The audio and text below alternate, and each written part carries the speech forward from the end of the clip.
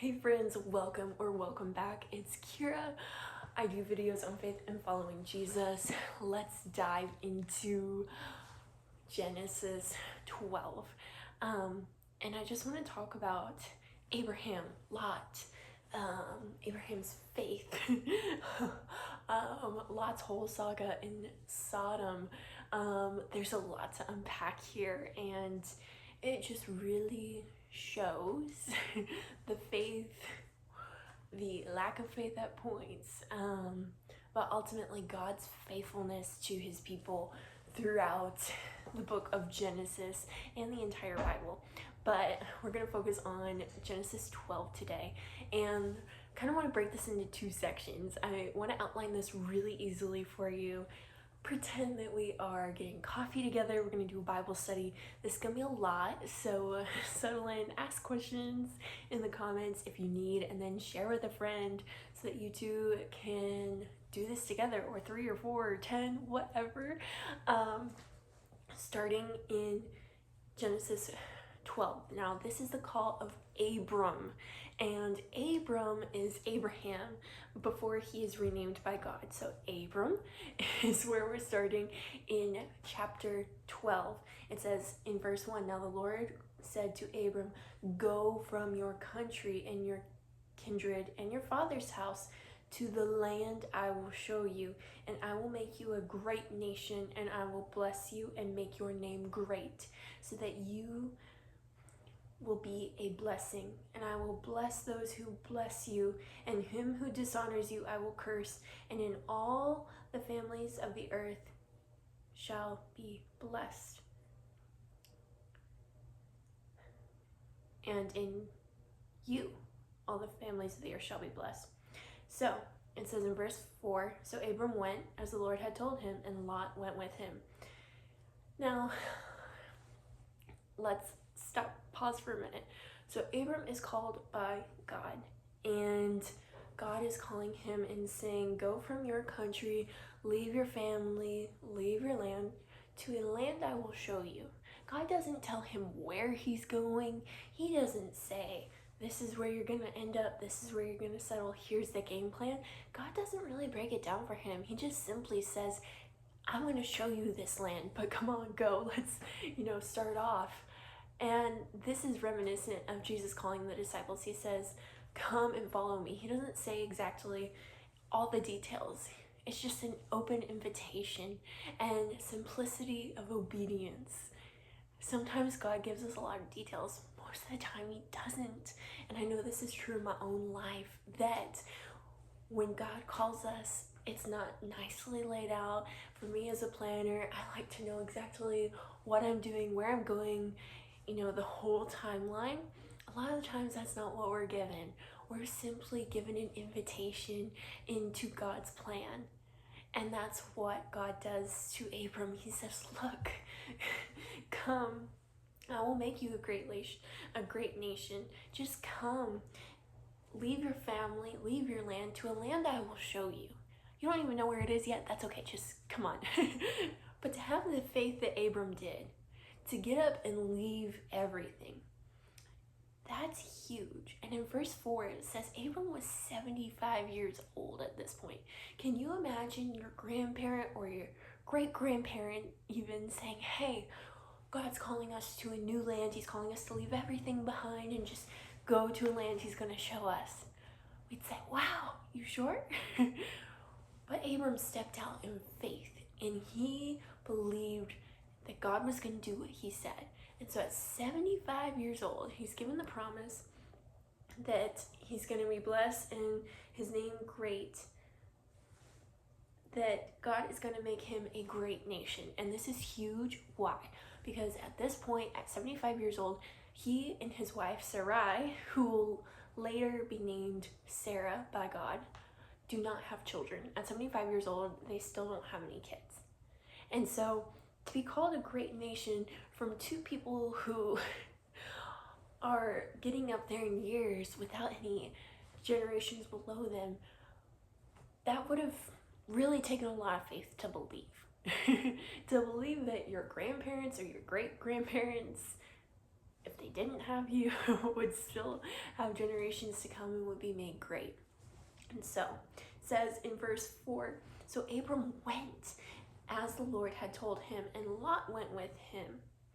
Abram was 75 years old when he departed from Haran, and Abram took Sarai his wife, and Lot his brother's son, and all the possessions they had gathered. So Lot is going with them. Lot is his nephew. It's Abram's brother's son.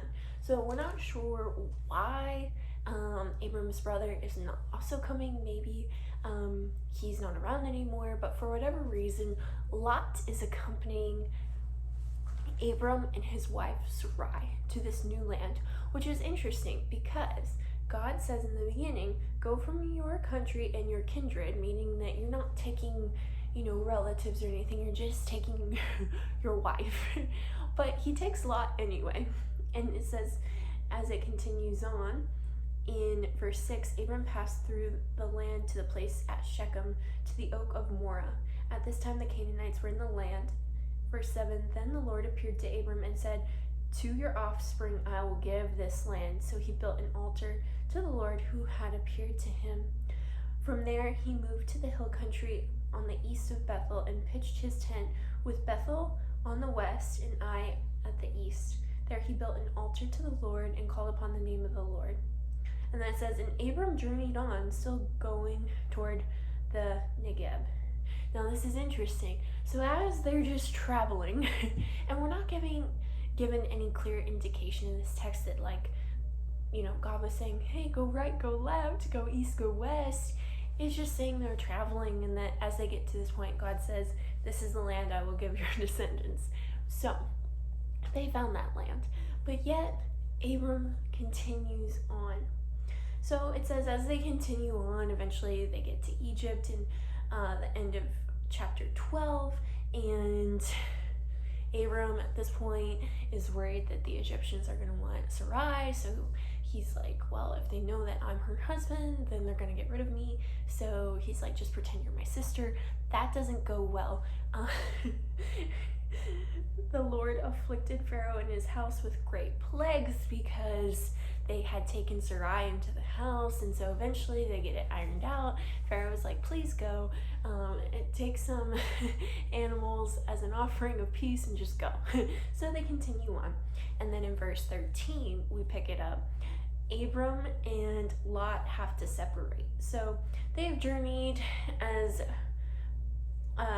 far as Bethel, and as we're there, they kind of backtrack, and then there's some strife that the land is not big enough for all the livestock that Lot and Abram have together. So they are just too much on this land, and so it's decided that they're going to split. And Abram says in verse 8 of chapter 13, let there be no strife between you and me, between your herdsmen and my herdsmen, for we are kinsmen. Is not the whole land before you? Separate from me. If you take the left hand, I will take the right. If you take the right hand, I will go to the left. Then, this is where it gets interesting. It says, Lot lifted his eyes and saw the Jordan Valley was well watered everywhere, like the garden of the Lord, like the land of Egypt in the direction of Zoar. So in verse 11, so Lot chose for himself all the Jordan Valley, and Lot journeyed east. Thus they separated from each other. Abram settled in the land of Canaan, while Lot settled among the cities of the valley and moved his tent as far as Sodom. Now this is really interesting. We know Sodom and we know Gomorrah as wicked, evil cities. Now, just note every time that Sodom is mentioned as well as Lot, because this kind of starts the downfall. So first, as they're looking over this land, and Abram tells Lot, hey, you can choose anything you want here. You can go to the left or the right. And so Lot looks upon it, and it's actually saying that Sodom was a well-watered city, was beautiful like Egypt. So there is a lot to be admired from a distance if you didn't know the evil and wicked ways of the city. Lot is looking at it from a perspective of, will it provide for my family? Will it provide for my livestock, for my servants, everyone who's with me? And so he deems, yes, this land towards Sodom provides all those things that I will need, and it's very lush, and it just is beautiful. So then it says that he moved amongst the cities of the valley and moved his tent as far as Sodom. That he hadn't started there, but he started moving towards Sodom. And at this point, it's even known because in the next verse, it says in verse 13, now the men of Sodom were wicked, great sinners against the Lord. So, this is where Lot is choosing to set his tent, to live, to do business, to raise his family. Like, this is where he's at. He is choosing that he is going to be close to this city of wicked sinners.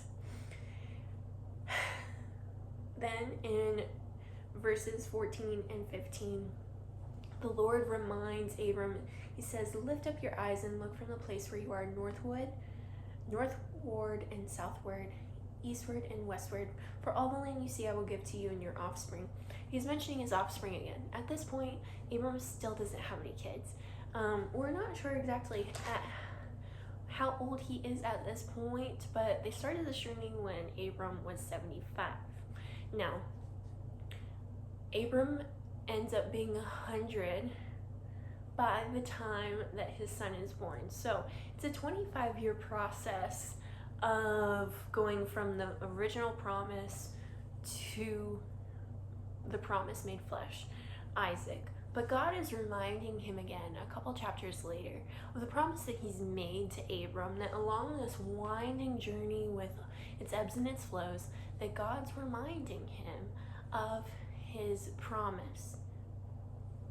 So then in chapter 14, we have Abram rescue Lot because some kings come in and they end up taking possessions in Sodom and Gomorrah. It says they also took Lot in verse 12, who was dwelling in Sodom. So now he's not just pitching his tent outside of Sodom. By chapter 14, one chapter later, he went from being outside the city to inside the city. So Lot is progressively getting more acquainted with Sodom as time goes on. Now, whether he knew that Sodom was a city full of wicked sinners in the beginning, we don't know. But I'm sure by the time he got in the city, he figured that out by the way that his neighbors and the city was living. So this is where we're at. So these people come in, they steal a lot of possessions. They also end up taking some captives, including Lot and his whole family. So then news of this comes to Abram that, Lot has been taken. So Abram takes some of his allies, and they go and they set the captives free. They get everyone out, not just Lot and his family, but everyone. They also get back all the possessions. And so they do this, and Melchizedek, the king of Salem, blessed Abram and said in verse 19 of 14, it says, blessed be Abram by God Most High, possessor of heaven and earth, and blessed be God Most High, who has delivered your enemies into your hands. And Abram gave him 1/10 of everything. This is the tithe. And the king of Sodom said to Abram, give me the persons, but take the goods. Meaning, thank you so much for saving everything.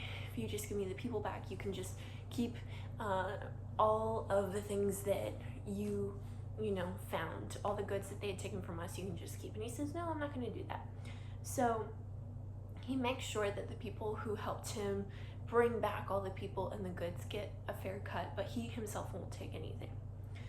Right after that, in the start of 15, it says in chapter 15, verse 1, after these things, the word of the Lord came to Abram in a vision. Fear not, Abram. I am your shield. Your reward shall be very great. But Abram said, O Lord God, what will you give me? For I continue childless, and the heir of my house is Eliezer of Damascus. Meaning, Eliezer is a servant in my house. He's not my son. And so Abram said, "Behold, you have given me no offspring, and a member of my household will be my heir. And behold, the word of the Lord came to him and said, This man shall not be your heir, your very own son shall be your heir." And he brought him outside and said, "Look toward heaven and the number of the stars, if you are able to number them." And then he said, "So your offspring shall be." And he believed the Lord and counted it to him as righteousness. So then he offers a sacrifice and continues on. And God gives him dreams of what's to happen with them, his descendants being slaves in Egypt one day. And why the Lord chooses to share this with Abraham, I'm not sure, but he does. And then he says in verse 18, "To your offspring I give this land, from the river of Egypt to the great river, the river Euphrates, the land of the Kenites, the land of the Kezites, the Kadmonites, the Hittites, the Pezerites, the Rephaim, the Amorites, the Canaanites, the Girgashites, and the Jebusites." So he's saying, look, even though this is going to happen, they're going to get all this land. And at this point, he's providing great detail of where this land specifically is going to be. Now, chapter 16, we're looking at Sarai and Hagar. So at this point, they are still waiting on God to give them an heir. And it says that in verse 1 that Sarai had a female servant named Hagar. And Sarai comes up with this plan and tells her husband, "Look, God's prevented me from having children. Why don't you sleep with my servant that you can have children by her? That, it'll still be your heir, so that we can kind of expedite God's promise." And maybe they were thinking, this is how we're going to obtain the promise, that this has not been working for us, and we don't have any kids. So this is what she suggests. They go through with the plan, and Hagar becomes pregnant, and she gives birth to a son named Ishmael. And there's a lot of drama between Hagar and Sarai, and Hagar ends up being mistreated by Sarai, and so she runs into the desert. And it says the angel of the Lord found her by a spring in the wilderness, verse 7, and the spring on the way to Shur. Verse 8, he said, "Hagar, servant of Sarai, where have you come from, and where are you going?" He addresses her by name, and also says, "Look, where are you coming from, and where are you going?" Well, she was coming from Sarai, and where she was going she wasn't sure, but she knew it had to be somewhere else. And so the Lord said, "Return to your mistress and submit to her."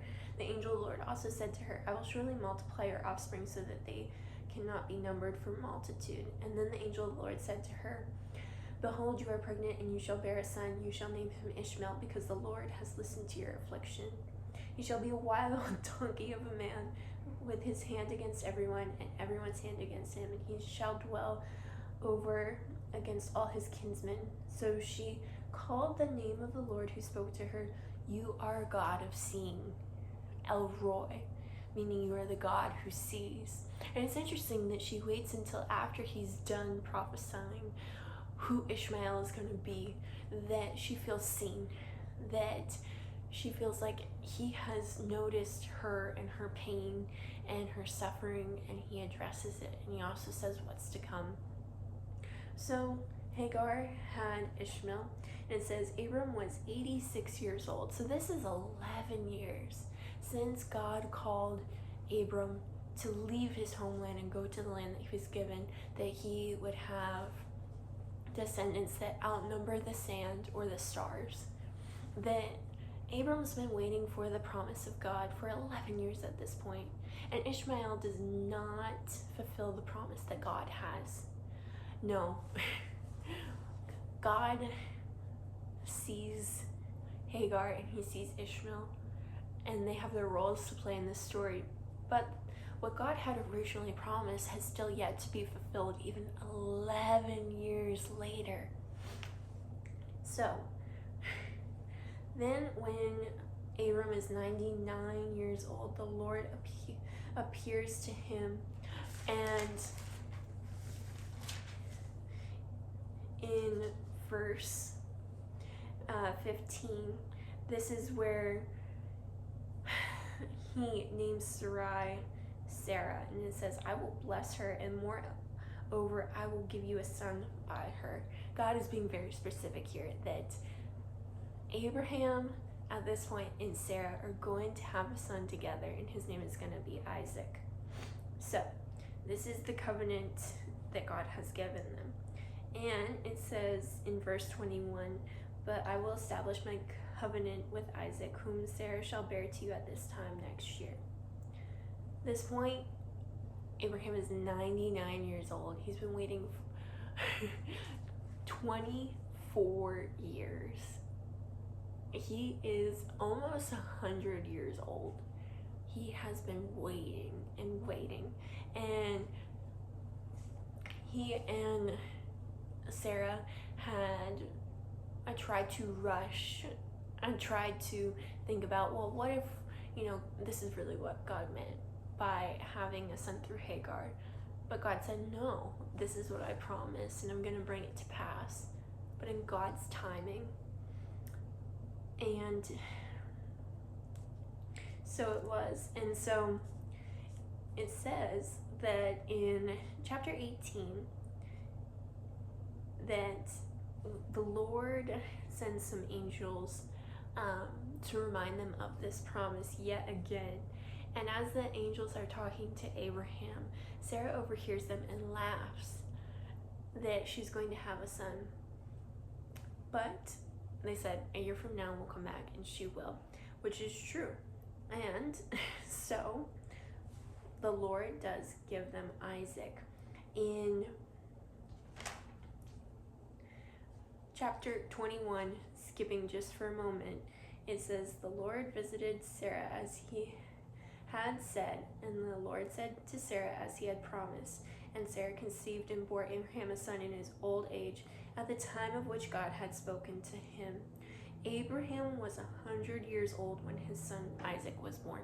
It took 25 years to fulfill the promise. This is huge.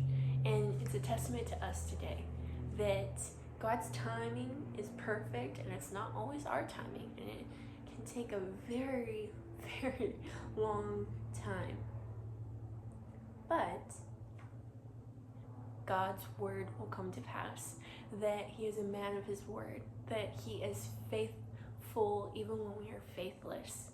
Even when Abraham decided that he was going to try to do things by his own will, his own might, his own strength, God's word still came to pass. And it's interesting because in Hebrews it talks about Abraham's faith, and it's counted to him as righteousness. It doesn't mean that Abraham didn't mess up. It didn't mean that Abraham was perfect, but that he continued to step out in faith, and he didn't always listen and it didn't always obey. But he kept coming back to God, and he believed that God was going to do what he said. And I think that's so important for us to remember that we're not perfect. We never will be. That doesn't stop us from trying to live holy, pure lives before the Lord. But it does mean that even when we're faithless, God is faithful. And if he said something, we can believe it to be true, even if it's not in our own timing. And we can have trust and hope that God's going to do what he said.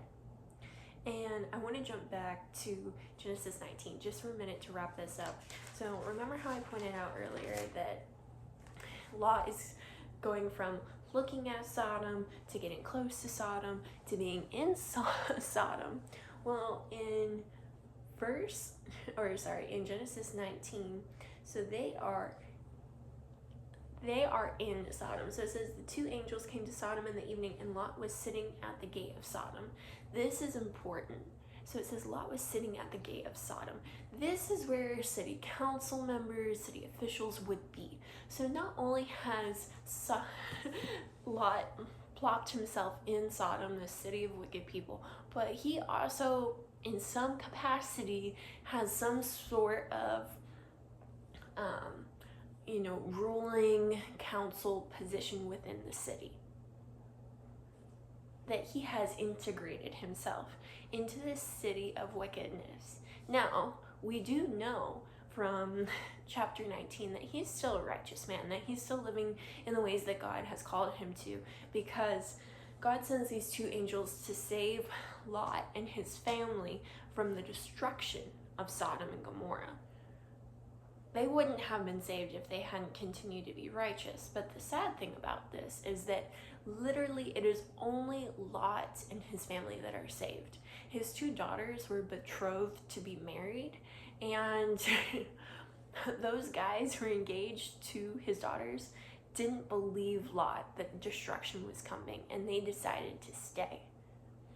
So while Lot still made it, he did not share his faith. He did not make much of an impact in his city. He kept his own faith, but the people of the city did not change because he was there. And this has really stuck with me, that we should be making an impact where we live, that people should see how we live, and we should be able to give a testament of why we live that way. Because Lot was still living differently in the city, but the people, it had no effect on them whatsoever. And so Lot and his family made out. This is a story of Lot's wife being turned to a pillar of salt as well, because she chose to turn back as the city was getting demolished. And angels specifically told them, do not look back. And she chose to. And in doing so, she was turned into a pillar of salt. So it was really only Lot and his two daughters that escaped. But in these several chapters of Genesis, we see the lives of Lot and Abram turned Abraham, just the faithfulness of God despite circumstances. And we also see how important it is to live lives worthy of the calling that we have received, that we live in a way that shows that we love God with everything, and that whatever we do it for the glory of God, and that we can let our works shine before men, that they may see our good deeds and praise our Father who is in heaven. Matthew 5:16, that we can obey and trust God at his word, that he is a good father and he is loving and is a man of his word, and what he says will happen in his perfect timing, not our timing.